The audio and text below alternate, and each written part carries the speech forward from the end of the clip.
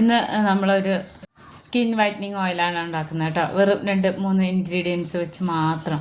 അപ്പോൾ വളരെ എഫക്റ്റീവായിട്ടുള്ളൊരു ഓയിലാണ്. അപ്പോൾ ഇത് ഉണ്ടാക്കാനായിട്ട് ഞാനിവിടെ വീട്ടിൽ പപ്പായൊക്കെ കൊണ്ടുവരുമ്പോൾ ചില സമയങ്ങളിലൊക്കെ ഇതുപോലെ നല്ല പപ്പായ ആയിരിക്കും, കാണാൻ നല്ല ഭംഗിയൊക്കെ ആയിരിക്കും, പക്ഷെ ഒട്ടും തന്നെ മധുരമൊന്നും ഉണ്ടാവില്ല കേട്ടോ. അപ്പോൾ ഞാൻ ആ ഒരു പപ്പായയുടെ പകുതി എടുത്തിട്ടുണ്ട്, ഒരു മിക്സിയുടെ ജാറിലേക്ക് ഇട്ട് ഇനി ഇതിലേക്ക് ഒരു 2 സ്പൂണോളം വെളുത്ത എള്ളും കൂടെ ചേർത്ത് കൊടുക്കുന്നുണ്ട് കേട്ടോ. നല്ല എഫക്റ്റീവായിട്ടുള്ളൊരു സ്കിൻ വൈറ്റനിങ് ഓയിലാണ്. ഇനി ഇതിലേക്ക് ഇത് അരയാൻ ആവശ്യമായിട്ടുള്ള വെള്ളം ചേർത്ത് കൊടുത്തിട്ട് നന്നായിട്ട് കുഴമ്പ് രൂപത്തിൽ ഇതിനെ അരച്ചെടുക്കണം. അപ്പോൾ ഞാൻ അരച്ചെടുത്ത് വന്നിട്ടുണ്ട്. കാണുമ്പോൾ വളരെ സിമ്പിളാണെങ്കിലും എണ്ണ നമ്മൾ ഉപയോഗിച്ച് തുടങ്ങിയാൽ ഇതിൻ്റെ ആ ഒരു മാറ്റം അറിയാൻ പറ്റുള്ളൂ.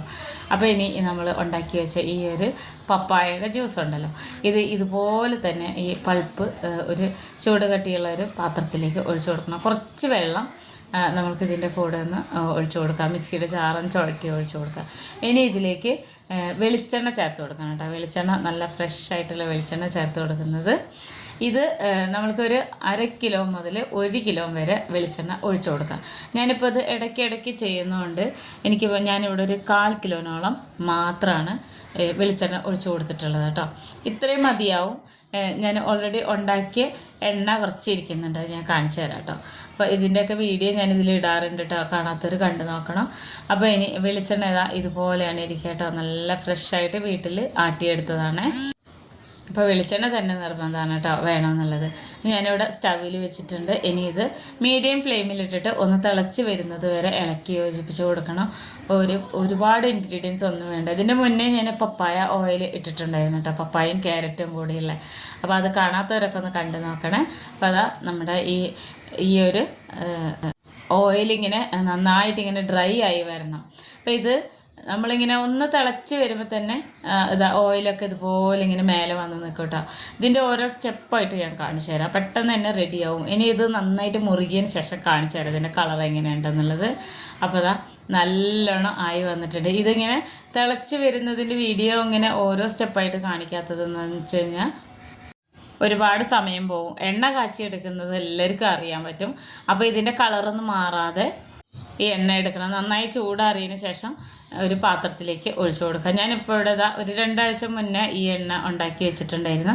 ഇത് നമ്മൾ ഒഴിച്ചു കൊടുക്കുമ്പോൾ എന്ന് വെച്ച് കഴിഞ്ഞാൽ ഇതിൽ വെമ്പാട ഇട്ട് കൊടുക്കും കേട്ടോ. ഈ ബോട്ടിലിൽ നമ്മൾ ഈ കുപ്പിയിൽ അപ്പോൾ നല്ല കളറാണ്. ഈ പപ്പായയുടെ കളറും അതുപോലെ തന്നെ വെമ്പാട നല്ലൊരു കളറാണ് കേട്ടോ. അപ്പോൾ ഇങ്ങനെയാണ് ഞാൻ എണ്ണ ഉണ്ടാക്കിയെടുക്കാറ്. ഇതിന് മുന്നേ ഇതിൻ്റെ വീഡിയോ ഒക്കെ ഇട്ടതുകൊണ്ടാണ് അതൊന്നും നല്ല ക്ലിയർ ആയിട്ട് കാണിക്കാത്തത്. പക്ഷേ ഇത് കാണുന്നവരാണെന്നുണ്ടെങ്കിൽ എല്ലാവർക്കും അറിയായിരിക്കും എങ്ങനെയാണ് വീഡിയോ ഇങ്ങനെ എടുത്തിട്ട് ഒഴിച്ചു വയ്ക്കണം എന്നുള്ളത്. വെമ്പാട നമുക്ക് നിർബന്ധമൊന്നുമില്ല, നമ്മളെ വീട്ടിലുള്ള ഈ 2 സാധനങ്ങൾ തന്നെ മതി കേട്ടോ. അപ്പോൾ ഇനി ഇത് നമുക്ക് ഒരു പാത്രത്തിലേക്ക് വെച്ച് കൊടുക്കാം. അപ്പോൾ ഇത് ഇടയ്ക്കിടയ്ക്ക് ഞാൻ ഉണ്ടാക്കുന്നതുകൊണ്ടാണ് കേട്ടോ ഇത് ഒഴിച്ച് വെക്കാൻ വേണ്ടിയിട്ട് ഇതിന് വേറെ കുപ്പിയൊന്നും എടുക്കാത്തത്. നല്ലോണം ഒന്ന് ചൂടാറിയതിന് ശേഷം നമുക്ക് ബോട്ടിലേക്ക് ഒഴിച്ചു കൊടുക്കാം. നല്ല കളറാണ്, ഇതിൽ കാണുന്ന പോലെയൊന്നുമല്ല കേട്ടോ, നല്ല അടിപൊളി കളറാണ്. പിന്നെ നല്ലൊരു മണമാണ്. ഇത് നമുക്ക് ലിപ് ബാം ഉണ്ടാക്കാൻ ഉപയോഗിക്കാം. അതുപോലെ തന്നെ 2 ദിവസം കൂടുമ്പോൾ മുഖത്തും ശരീരത്തൊക്കെ തേച്ച് കുളിക്കാനും കുട്ടികൾക്ക് തേച്ച് കൊടുക്കാനൊക്കെ വളരെ നല്ലതാണ് കേട്ടോ. ഒരുപാട് ഇൻഗ്രീഡിയൻസ് ഇല്ലാത്തതുകൊണ്ട് തന്നെ എല്ലാവർക്കും ഉണ്ടാക്കിയെടുക്കാൻ പറ്റും. പപ്പായൊക്കെ നമ്മുടെ തൊടിയിലൊക്കെ കാണുമല്ലോ, മിക്കവാറും എല്ലാവരുടെ വീട്ടിലും കാണും. അപ്പോൾ എല്ലാവരും ചെയ്ത് നോക്കണം. വളരെ എഫക്റ്റീവായിട്ടുള്ള നല്ലൊരു ഓയിലാണ് കേട്ടോ. അപ്പോൾ ഞാനിത് ഒഴിച്ച് പിറ്റേ ദിവസം ഞാൻ കാണിച്ചു തരാം ഇതിൻ്റെ കളർ എങ്ങനെയുണ്ടെന്നുള്ളത്. കണ്ടോ, ഇതാണ് ഇതിൻ്റെ കളർ. വെമ്പാട ഇട്ടിട്ട് ബോട്ടിലിട്ടിട്ട് ഈ എണ്ണ ഒഴിച്ച് വെച്ച് കഴിഞ്ഞാൽ ഇരിക്കും തോറും നല്ല റെഡിഷ് കളറായിട്ട് വരും കേട്ടോ. എല്ലാവർക്കും ഇഷ്ടമാവുമെന്ന് വിചാരിക്കുന്നു. വളരെ കുറച്ച് ഇൻഗ്രീഡിയൻസ് ഉള്ളൂ, അതുകൊണ്ട് എല്ലാവർക്കും ഉണ്ടാക്കിയെടുക്കാൻ പറ്റും. അപ്പോൾ എല്ലാവരും ഈ വീഡിയോ കണ്ട് ഇഷ്ടപ്പെട്ട സബ്സ്ക്രൈബ് ചെയ്ത് വയ്ക്കണേ. വീഡിയോ ഇഷ്ടമായ ഫ്രണ്ട്സിനൊക്കെ ഒന്ന് ഷെയർ ചെയ്ത് കൊടുക്കണം. ഇത് നമ്മളൊരാഴ്ച 2 ദിവസം കൂടുമ്പോൾ തേച്ച് കുളിച്ചാൽ തന്നെ നമുക്ക് അതിൻ്റെ ആ ഒരു വ്യത്യാസം മനസ്സിലാവും. സോപ്പ് ഉണ്ടാക്കാനും ക്രീം ഉണ്ടാക്കാനൊക്കെ 2 ഡ്രോപ്പ് എണ്ണ വെച്ചിട്ട് ചെയ്തെടുക്കാം കേട്ടോ. അപ്പോൾ എല്ലാവരും ഉണ്ടാക്കി നോക്കണേ.